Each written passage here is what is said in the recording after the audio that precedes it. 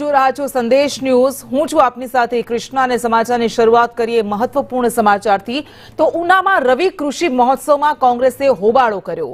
Una marketing યાર્ડમાં કાળી પટ્ટી બાંધીને વિરોધ નોંધાવ્યો।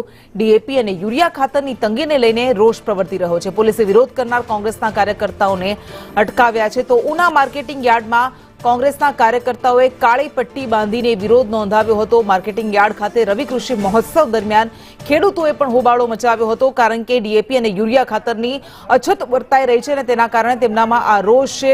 ખેડૂતોએ કાળી પટ્ટી બાંધીને આ કાર્યક્રમમાં વિરોધ દર્શાવ્યો હતો। શિયાળુ પાક આવી લેવાનો સમય છે, પરંતુ દરમિયાન ડીએપી અને યુરિયા ખાતરની તંગી છે, મળતો નથી। રજૂઆત કરવામાં આવે છે અને મંત્રીઓ કહે છે કે પૂરતો જથ્થો છે, પણ ખેડૂતો સુધી પહોંચતો નથી। પરિણામે આ વિરોધ કરાયો। વિરોધ કરનાર ખેડૂતોને પોલીસે અટકાવ્યા હતા। આ સિવાય ખેડૂતોના અને સ્થાનિક પ્રશ્નોને લઈને પણ રજૂઆત કરવામાં આવી। પત્રકારશ્રીઓ